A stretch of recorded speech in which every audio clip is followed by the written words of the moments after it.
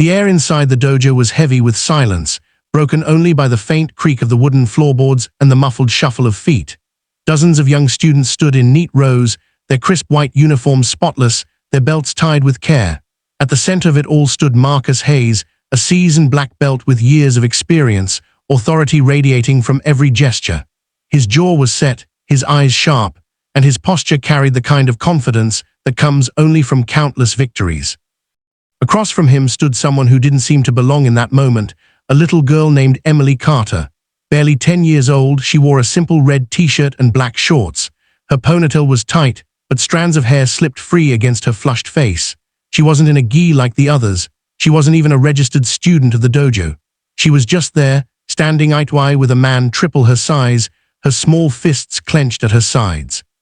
The challenge had begun as a joke. "Try to hit me," Marcus had said with a smirk, his arms loose at his sides, as though the idea of this child actually landing a strike was laughable. The students behind him chuckled, some whispering, others exchanging glances.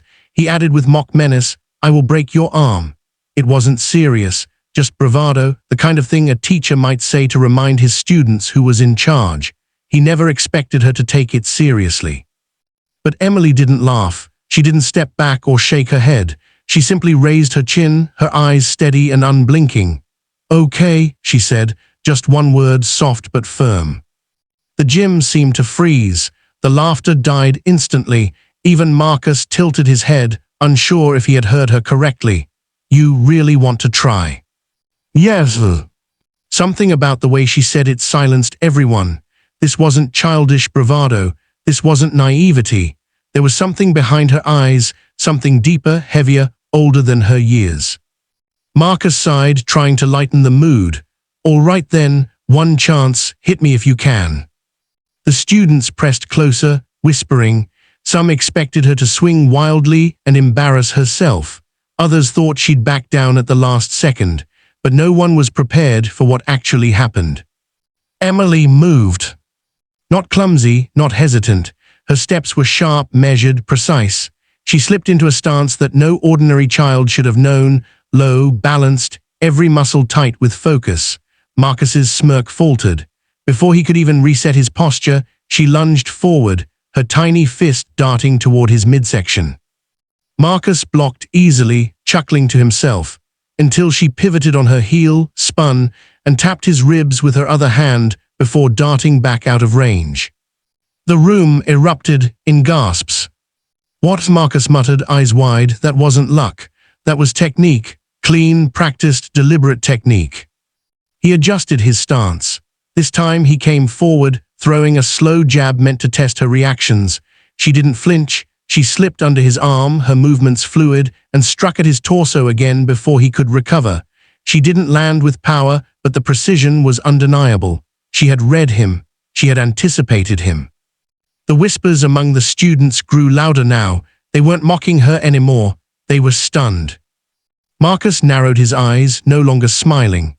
He feinted left, then right, then suddenly swept his leg low, trying to catch her off guard. But the little girl jumped, actually jumped, clearing his leg with inches to spare before landing lightly on the mat.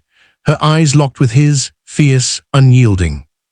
Marcus felt something stir in his chest, a mix of frustration, shock, and respect. Who was this child? Where had she learned to move like that? Then, without warning, she pressed forward, slipping past his guard entirely. With a sharp twist, she hooked his arm and leveraged her small body weight against him. For a split second, Marcus lost balance.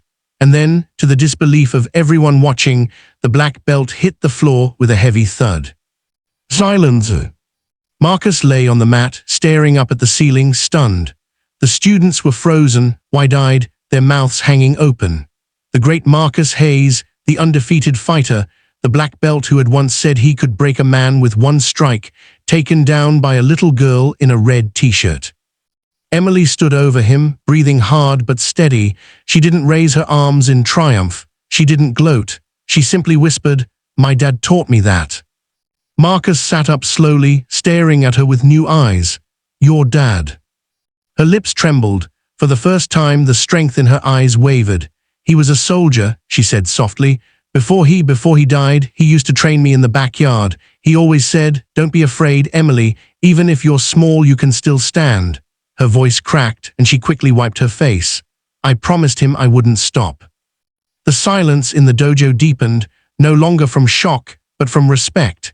Even the younger students who had laughed earlier lowered their heads. Marcus's throat tightened.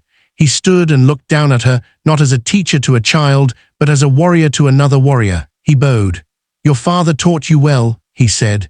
His voice was low, steady, filled with something he rarely showed, humility. The students, one by one, followed their master's example, bowing their heads to the little girl who had walked into their dojo and silenced them all with courage.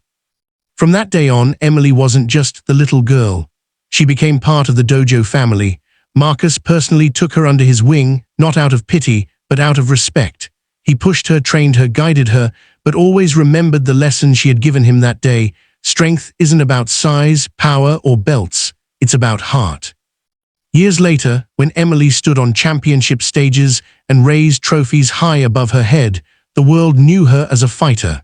But those who had been there that day, the ones who saw her stand up to a black belt and carry her father's spirit with her, they remembered something greater. They remembered the little girl who silenced a gym.